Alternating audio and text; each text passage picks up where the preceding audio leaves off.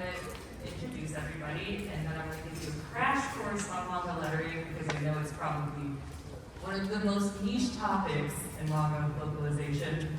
And the fact that you're all here today means you're my kind of people. Next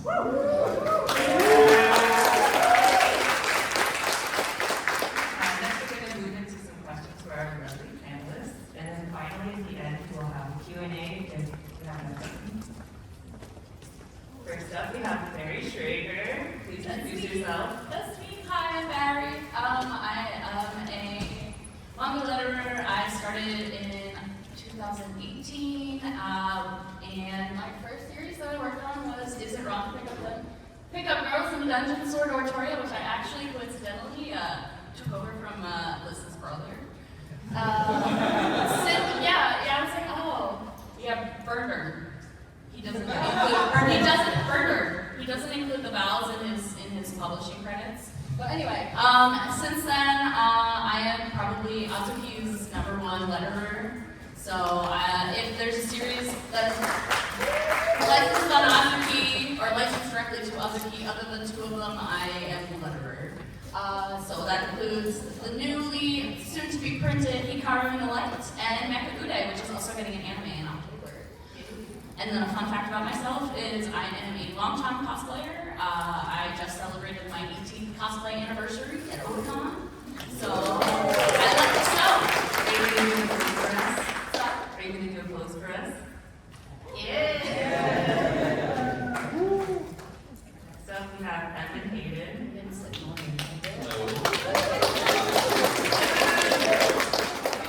Well, as she said, Evan Hayden, and I've been lettering since 2008. My main clients are Kodansha, Vertical, and Last Gasp, and I'm about to hit my 300th volume of manga, like next month.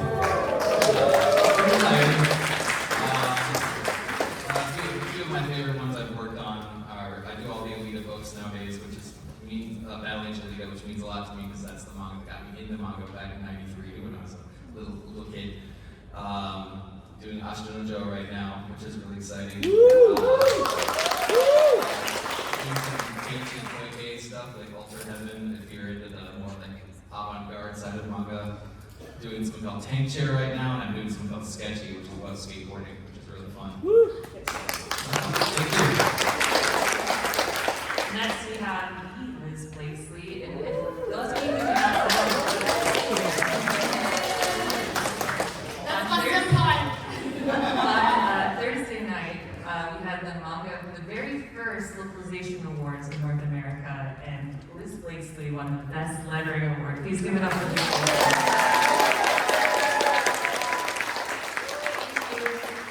I'm Liz Blakely. I'm from the Michigan area, and I've been lettering. This will be my 15th year. I really love shoujo manga, so if you look at my credit list, that's well represented. I tend to email my editors as soon as they announce shoujo titles and be like, can I letter this please? It's something I just really enjoy those stories, and it is easy to pour my best work into them when I feel passionate about the stories and the characters and the art. Thank you, Liz. Next we have Kyla Aiko. Please introduce yourself. Hi, I'm Kyla. My pronouns are she, they. I've been working on manga lettering since 2022. And some of the titles I work on include Gokurakugai, Dandadan. I started with this cycle called Super Smartphone. I do this cycle called Recall Me Can't Communicate. I also have a middle grade graphic novel coming out with my villain, Fabulous Friends, called Foxlight. So hopefully that'll be in that's the words in a couple of weeks. And I'm Sarah Lindsley. My pronouns are she, her. I've been lettering for a long time. I talk a lot about lettering on the internet. So that's how you found out about this panel. Thank you very much. I have a website, Sarah.pizza. So if you're looking for any manga lettering resources, I have a lot of those. Sarah.pizza, very easy to remember. I also worked on Dandadan, just the first like 50, 60 chapters before I handed it off to And the logo. And the logo. And the logo. Oh yeah, I also designed the logo for the Simon Club for Dandadan, which was going to die adapted and is now being used for the anime. Woo!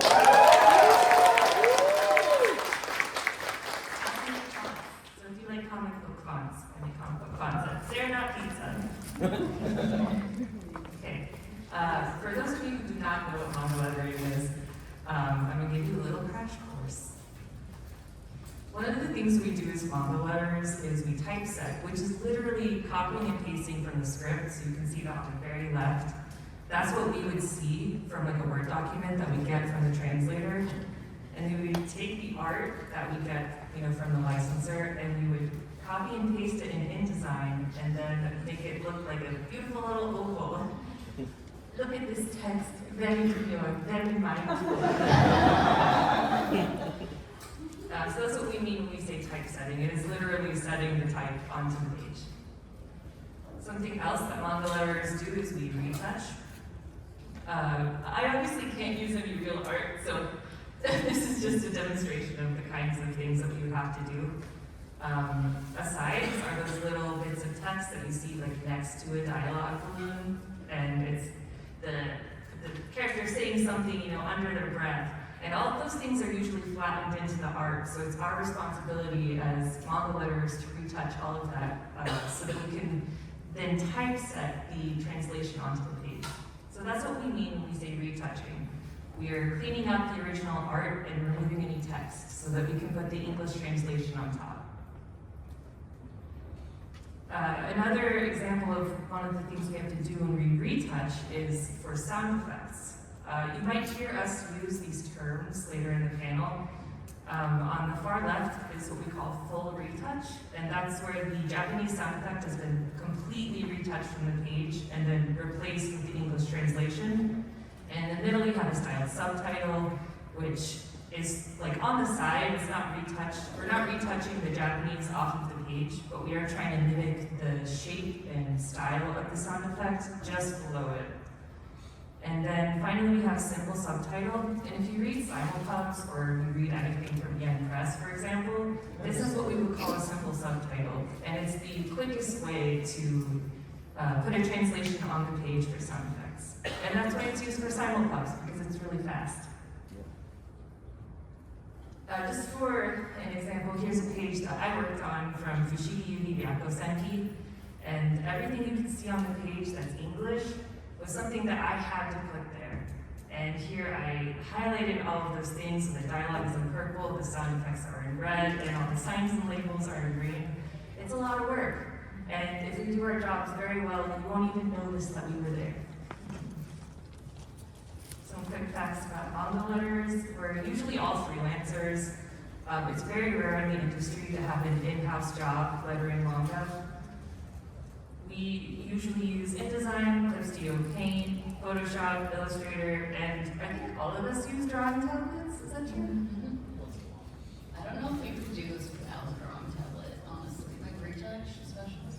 Huh? I don't think it would be possible to do without a tablet. Well, some people do. Some people retouch without a tablet. You're powerful.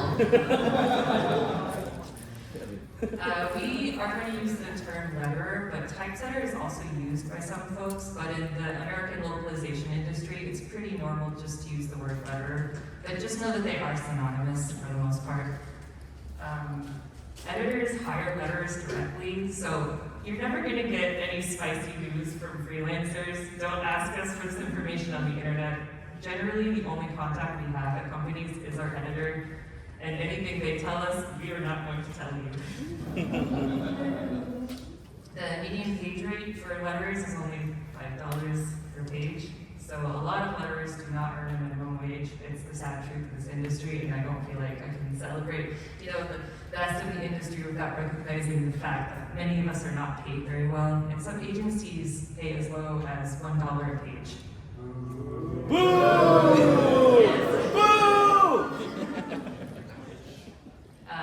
One thing I really want to drill in during this panel is that we are not translators. Some of us can translate, but that's a separate job. We get the script from the translator, and then we letter it onto the page. Now it's time for questions. Okay, whoever wants to go first. How did you get your first lettering job, and how long have you been lettering? So as I said in my introduction, I have been lettering since my first title got published in October 2018. And I accidentally got into it because I had a friend that I met through cosplay, and they worked at Young Press at the time, and I went, hey, as I'm a trained graphic designer in addition to being a letterer, I asked if there were any graphic design positions open again, and they were like, well, we don't have any graphic design positions, but we do have this thing called lettering, and I'm like, oh, what's that? And she's like, well, it's like, she explained it to me, and I was like, sure, I'll take a test, and so I took the test, and here I am. Like I said, I inherited Sororatoria from Berger. From the family business. So I went to school for illustration and graduated, and one of my classmates, I was taking Japanese classes at my college just for fun because I was already interested in anime and manga. And so one of my classmates in Japanese was an editor, or was an English major, who went on to be an editor at Young Press, a different editor, but she reached out to me a couple years down the line there and was like, are you interested in lettering?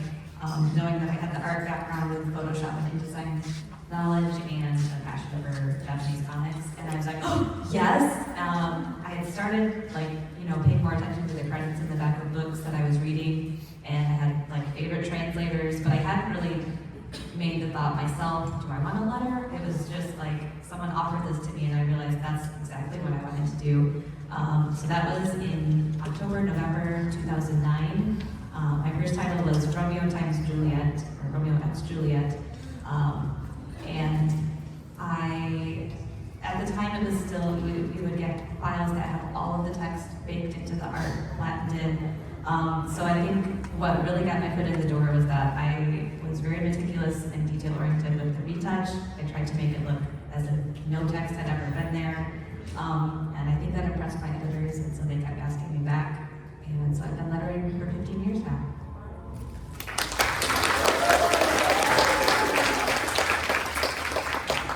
So I started lettering in 2022 and I've been doing comics professionally since around 2020.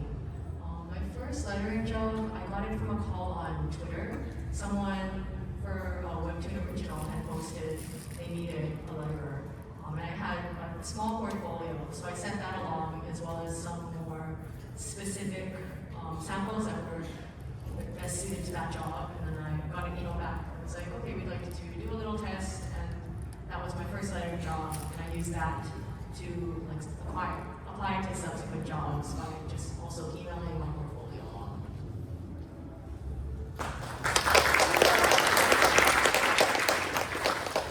So in 2007, I was still living in San Francisco, and I was going to a lot of events related to indie comics and stuff, because I had friends in that scene.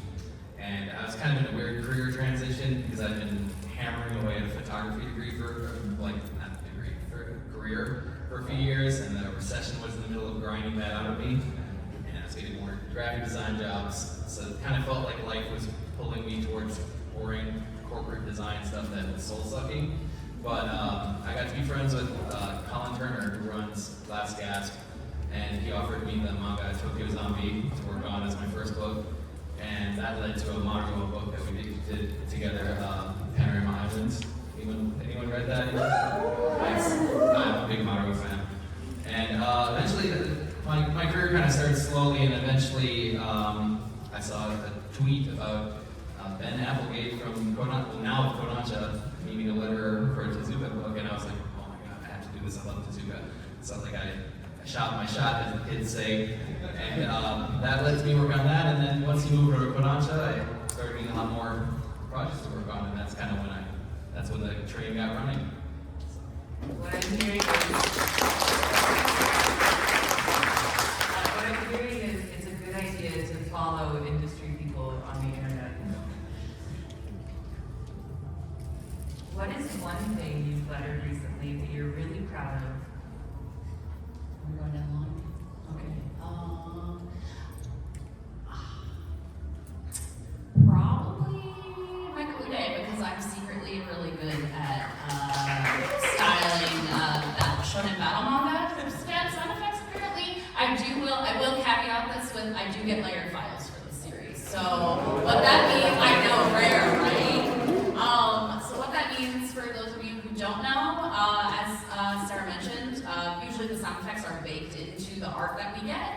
I get PSD files that are totally clean, that have just the art and the bubbles, and I get to go crazy, and that's why it's really fun. So please check out Manga when it comes out in stores in spring 2025.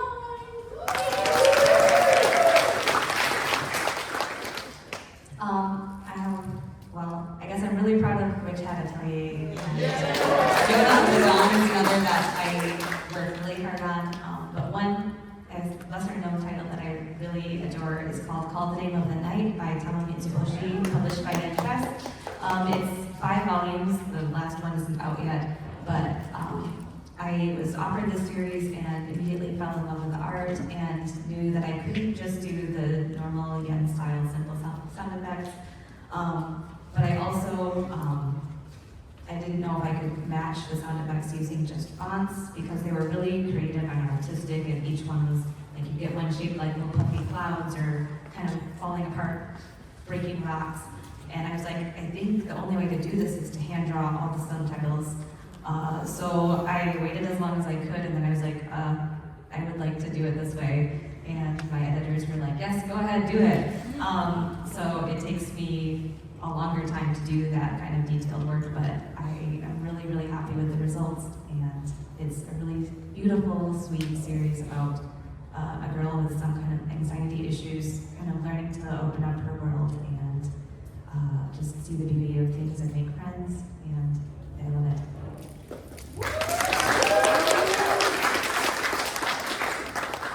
Recently, I've been pretty proud of this series called Go Talk About. But it wouldn't be possible without the help of Jessica Monahan and also Finn Kay. It has beautiful art, but it's also very detailed, and the retouch on that takes quite a long time. So I had to have people assist, and I think the manga is better for that. The same with Komi Can't Communicate. For the 3 volumes I did work on, I also had Finn Kay come in to help with a couple of those, and I think that the work was better for it as well. Would you say it's normal for letterers to have to bring in somebody else to help with retouch? I mean, anybody can answer, but I wouldn't necessarily say it's normal. I think it also depends on if editorial is okay with that, since there are contracts and NDAs. You don't want to leak work either. I think that for me it's been very helpful, and I'm trying not to do it too much because I also want to show editors that yes, I can work on things and I can schedule things, but there are also times when there is just so much work and I don't want to make a project late. I want to make sure it gets out on time and be aware of everyone's schedule and their valuable time. right, yeah, because when we're talking about books that are going to be printed, we have a specific ship date that the book has to go to the printer, or else it's not going to stores. So sometimes you have to bring in extra people to make sure that you're going to meet those editorial deadlines. So one I'm working on right now, I'm particularly proud of Ashton Joe. It's also been incredibly difficult. I'm about 500 something pages into a 4,000 page series. So that'll be my next couple of years. And beyond the cultural significance of that book, obviously making me honored to work on it, like I'm also having fun because I'm doing all the sound effects in ink by hand. And I've been trying to do that more and more. I do it on like little one-shots now and then, like I did on Tezuka's Bomba, for example. And that's a short book, so that's a lot easier project to handle that way. But if you're looking at a 4,000-page project, I'm learning new techniques to try to speed up that process.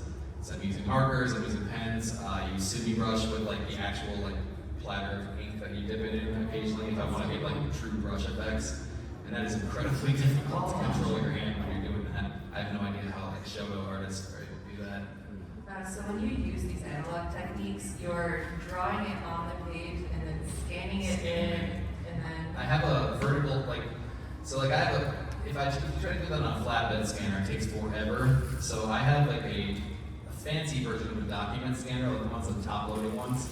But I have one that like Epson makes that's like specifically designed for scanning in family photos and stuff. So it'll scan really high DPI really fast, like 600 DPI for 2 seconds, basically. Your family photos are sound effects. Well, I didn't actually get it from my family photos originally, because I take a lot of photos, and now, after cleaning out my mom's house, I'm scanning in thousands of her photos just to pass them on to the rest of the family. So that thing's been working hard, that scanner. So yeah, I'm very proud of that series, and if I can put in a quick little bonus one, I'm very proud of Land of the Lustrous also. That's a series I honestly didn't know anything about when I was asked to do Volume 1, and I fell in love with it immediately because it's such a distinct art style, the story's amazing, and it's given me an opportunity to do sound effects that are drastically different than like the other ones I do. It's lets me get way more wild with the stylizing on it. So. Next question. What tools do you use to letter manga? I think Evan might have just answered this, but we'll continue. So I think the GOAT of all tools is a display tablet. I've dreamed of, as a young illustrator, I dreamed of having basically just what we have now with either iPads and Apple Pencils or a display tablet, which is where you literally plug it into your computer and it shows the page, you can just draw right on it. Can you explain the difference between a display tablet and a drawing tablet? Yes, so a drawing tablet is literally just a square or a rectangle, depending on what size you get. I literally bought a 3x5 one when I was 13. But they have an active surface that you can use to draw with, but what you're drawing is not what you're seeing. You're looking at your screen, and that's where you're drawing. So you're kind of have to like look up, and it takes a lot of coordination. I was very bad at it. That's why I always wanted I just want to draw on the page kind of display tablet thing. So I love the display tablet, and also Clip Studio Paint is great. 10 out of 10. I use a desktop iMac computer. I use an old 2009 Wacom drawing tablet without a display, and I do InDesign, Photoshop, a little bit of Illustrator, but I have not ventured into Clip Studio because I'm scared. Okay. Join us. I also use a display tablet. I use a pretty large one. I also use for comics. And then I mainly use Clip Studio, and then the lettering is like the book is put in InDesign. And sometimes I'll reach for Photoshop or Illustrator if I need to, but it's really just Clip Studio Paint. For people who don't know, Clip Studio Paint is used by a lot of manga artists, so that's why it's preferred by a few of the letters, because you're using the exact same drawing software as the artists themselves. It's very easy to replicate certain sound effects with it because you can get the exact same brush that was used by the artist. Sometimes you gotta tweak the settings just to get how they did it exactly, but it really lends itself to very cool results. So my alternative approach is not work on the series that have artists who use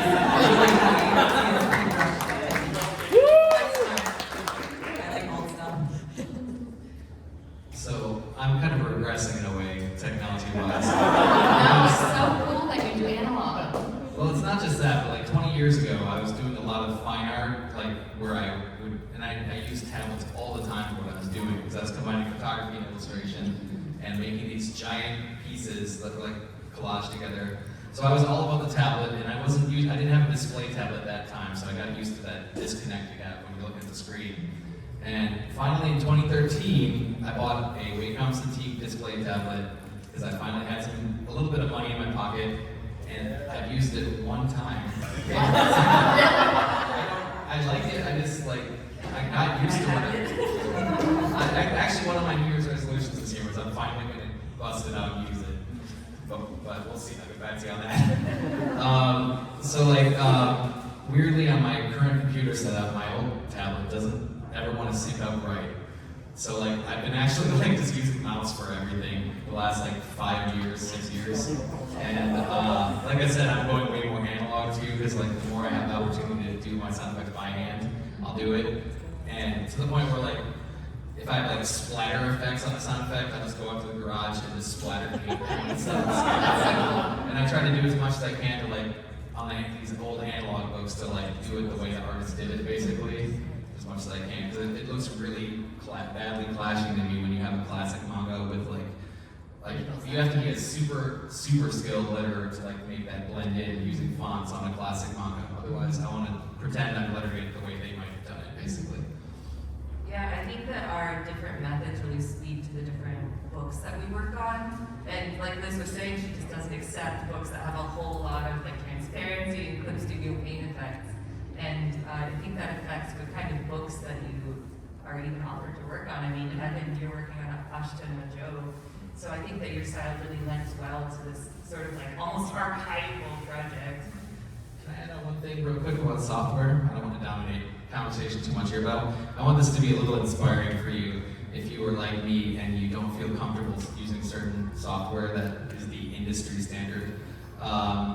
I've never felt comfortable using Illustrator. I barely feel comfortable using Photoshop. I mostly just use it for photos. So here's my little dark secret story. It's like back when I got my first computer and scanner back in '97, like Photoshop was even more unobtainium back then than it is now. So like my scanner came with Corel Photo Paints.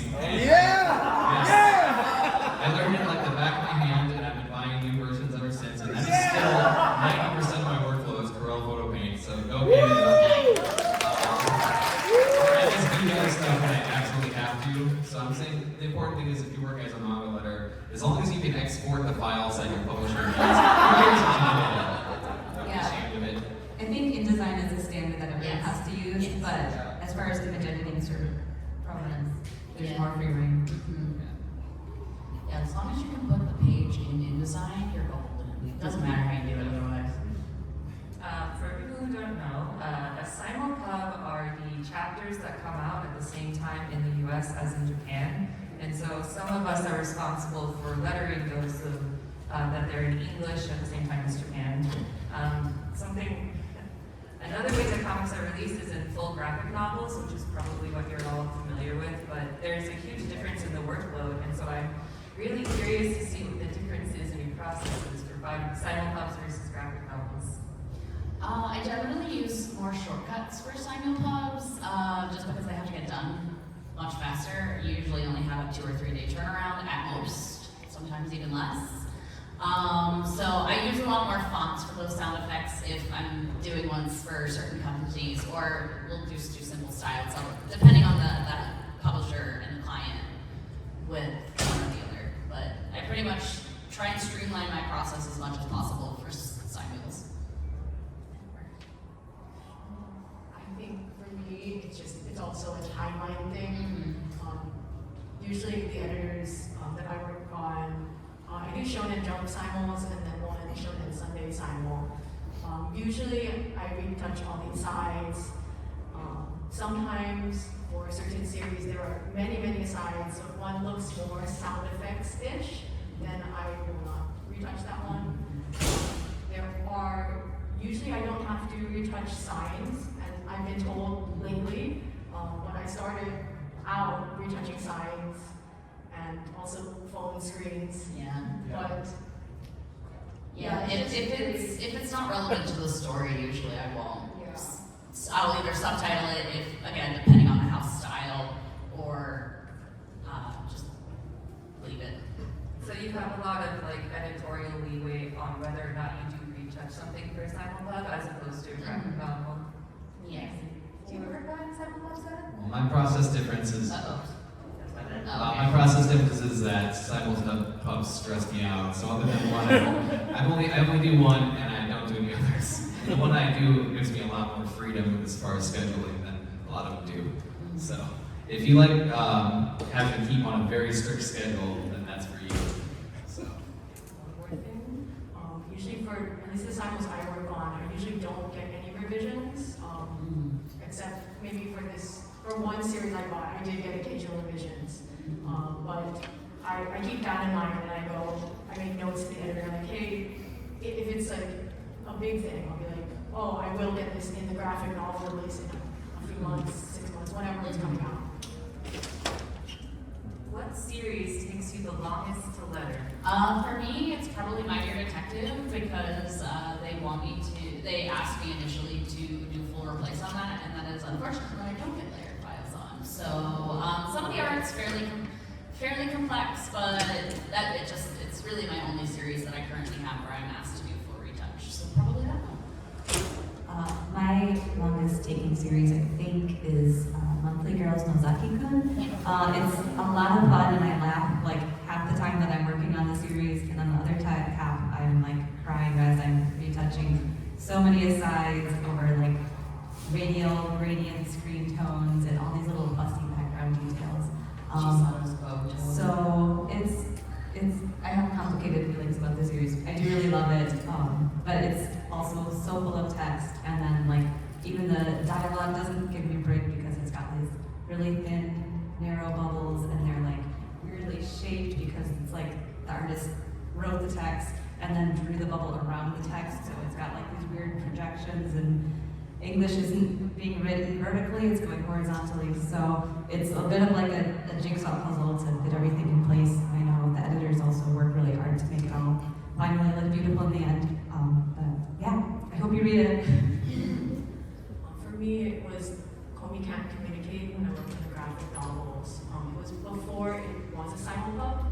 There were just many asides and sound effects that made it like a very intensive process. And lately, it's been maybe a couple of things I work on under pending. They just turn out to be like a lot longer than a typical graphic novel with a similar timeline. So it's just the amount of work takes all the time. For me, the most difficult time-consuming project I ever worked on was I did all 24 volumes of a real account, and that book, I want to say woo, but also that was the Dresden bombing for me. For history buffs.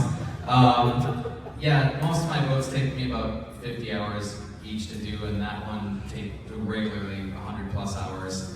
And part of it's just because like it's like a death game manga set in the world of a social media app, and it's kind of how it feels like our apps are turning into nowadays anyway. But because it's in the world, like in addition to all those phone screens I had to do, which are not too bad as long as they're not like too tilted or anything. All these app icons and like text blurbs and all over the world, like bending around corners and stuff, warped in all kinds of weird ways, and that took forever. And also that artist uses all of the sound effects. There are no sound effects that he didn't use. And there's a lot of word balloons, and I had fun working on it. I was happy when it's over. And then right now, Ashima Joe is taking a lot of work, but it's like a different kind of feeling. So it's easier to work on a long project if you can get up from your desk and work at a different desk, work at a drafting table. Apparently. Yeah, it helps me to like look at something that's not a screen burning a hole into my retinas like all day, basically. When you letter sound effects, do you use fonts or draw the letters by hand? It depends on the series for me. Also, with Azuki, initially, when we were first starting out, we didn't have a lot of fonts licenses, so I didn't want to have to put that financial burden on when I could easily do hand-drawn sound effects. But again, I will choose, again, depending on the series, if I think a font will look better as the sound effect or a hand letter. Generally, when I do full replace, though, I will hand draw it, just because I have a little bit more flexibility with how to shape all the letters and all that. So that's why I choose. I prefer hand lettering, but I'm also weird. I think normally I default to using fonts, partly because that's what I started with, and I just got to feel comfortable with it. And I think with a good library of fonts that match certain sound effect styles, there's a lot you can do. They're pretty versatile. So I kind of try to do what I can that helps me work quickly and efficiently and kind of keep some consistency throughout the series. I do use handwriting for a few special cases. Sometimes, like in Witch Hat, there are specific sound effects that need a little bit of a handwritten touch, some like sketchy outlines or just different effects. Yona is another one that I started out doing. That's my One Biz series, and I started doing mostly fonts for that, but then would add some hand-drawn elements to the sound effect fonts. And then around volume 22, I was like, you know, I really would like to do everything by hand for this. So I was like about to leave on a vacation or something, but I was like, I'm gonna do it, I'm just gonna go for it. So ever since that volume, I've been doing all of those by hand, and I also agree that per series that have full replacement of the sound effects, it really is something special to be able to do all of the sound effect work by hand and kind of really mesh it into the artist's style. I'm similar to Barry in that I usually go off whether or not the artist has used hand-drawn sound effects or fonts. There are some instances where the hand-drawn sound effects for me they'll fit better or they'll flow better, but there are other times when the letter forms of the font will also fit better or flow better, so it just really depends for me. Yeah, it just depends on the series. For me too, mostly comes down to the era it was made and how it was made. All these modern series which are made with Studio Paint and kind of look a little bit more, in my honest opinion, a little bit more rigid looking in some ways. I'll go a little more rigid with the sound effects, and then I'll like kind of loosen them up a little, loosen up the sound, the look of the fonts if it's something that's modern but still has more of a gestural look to it. And then the classic stuff, I really try to do hand drawn as much as I can. So it just depends. What technique or skill have you learned recently that you're really excited about? I really like, so for one of my other series, Photosensei, yours was Lucky Photosensei. It's an interesting series, but it's also on Azuki if you want to read it. A lot of the sound effects are white with obviously, I'm pretty sure hand-drawn, outline for to make them bubble shapes. And so it's the line weight's inconsistent. So Mr. Brandon, who's not here, we love you, Brandon. We love you, Brandon. Oh, yeah. He had put out or had shared a tutorial on how to make stroke weights inconsistent by using the wave tool in Photoshop. So I really enjoyed it. I thought that was so cool. I was like, wow, it just adds a nice little extra element. I think I've been doing this for a couple years, but I really like being able to use in InDesign an empty frame. You basically draw a shape either with a pen tool to make points, or you can draw a box or a circle. But it's an empty shape basically, and then you can copy and paste stuff into that. So I use that sometimes if I want to mask text, if it's running into the edge of a panel and you want to have it cut off, but don't want to use Photoshop to mask that. You can lay out the text in InDesign, copy and paste it into that frame, and then it'll just show what's in that frame area. You can also use it for adding elements from the art. So say there's a little sweat drop in one of the bubbles and it's clashing with where the text is. So I'll make a shape, I'll make it, copy and paste it onto the art layer and fill that one with white. And then I'll copy the art into the shape and then move it to another part of the bubble where it doesn't clash. So it's just a little bit of being able to stay in InDesign without having to also do it in Photoshop, and it also leaves the original art intact in Photoshop. Recently for retouch, I've liked using rain brushes as erasers if I need to make a grading with the screen tone or the sound effect. So it gives a bit more of a less uniform look when it gets exported. Something I like to do if I'm doing a book that mostly has font-based sound effects is if I have a font that I want to use that I like the feel of, but it still feels a little rigid to me. As you can probably tell from my answer, I'm a little bit allergic to too much rigidity in the lettering style, so I always chop them up and move around at least, or skew the letters. But one thing I like to do is I will take the effect and I'll blur it, and then I'll crank up the contrast. So that after I crank up the contrast after blurring it, it takes away the sharp edges, and you get that's the general shape of the original font, but with a little bit more of a fake human touch, so to speak. It looks a little more organic. The word I like to use is crunchy. Yes. Yeah. Final question. What advice do you have to give to new letterers so they can someday work on their dream projects, as you all probably have? I would say be diligent, detail-oriented, and meticulous in your work, especially when you first start, to essentially make a good impression. I would say continue doing that as you continue, so you keep getting more projects. But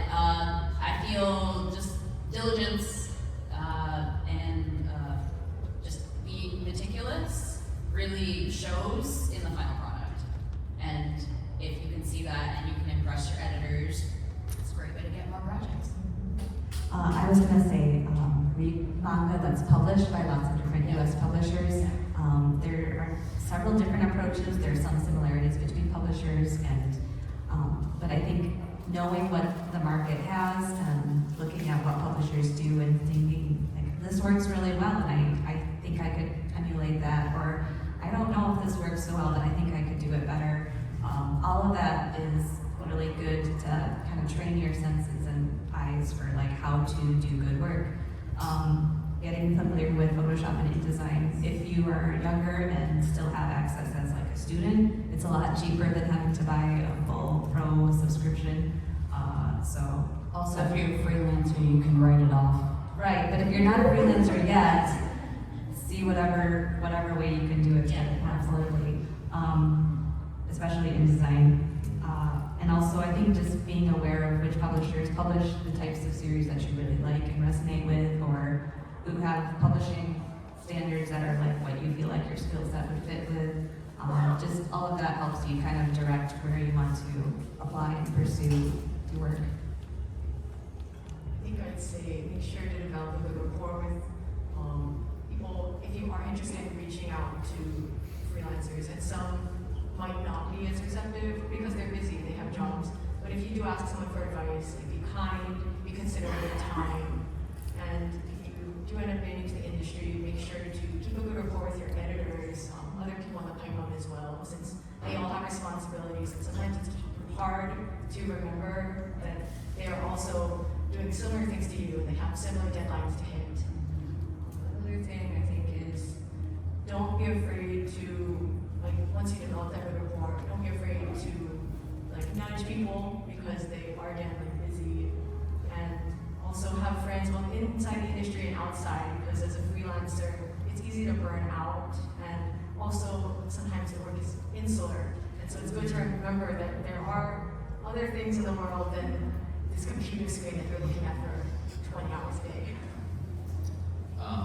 I would say, like, if you're getting started, you might be more willing to take potentially significantly lower paying gigs just to get your foot in the door. And obviously there's a time maybe that's okay for your first thing, but I would just say respect yourself as the artist that you are, and let the people who are paying the rock bottom prices just not get work, because we gotta work together.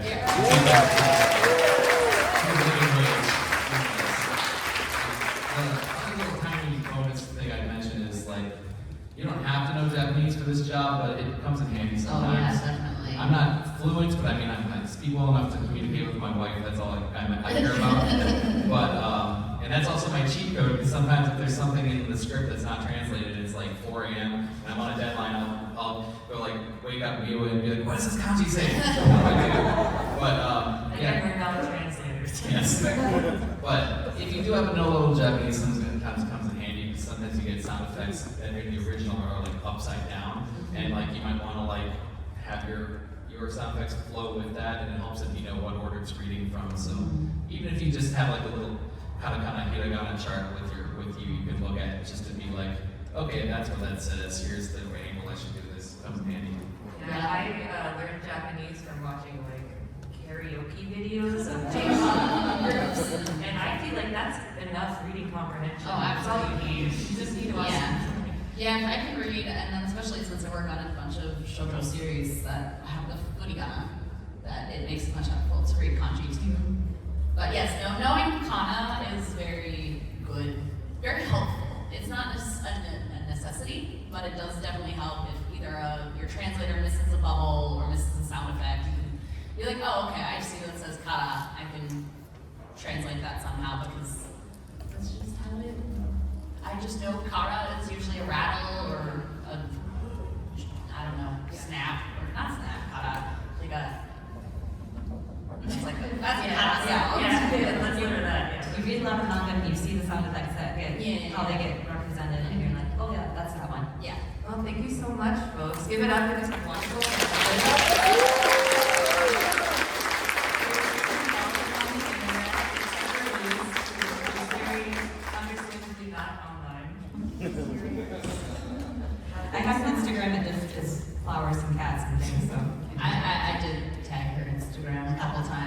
you can't find me. Thank you so much for everybody for coming out. Thank you to Anime NYC for letting us have a panel that's all manga lettering.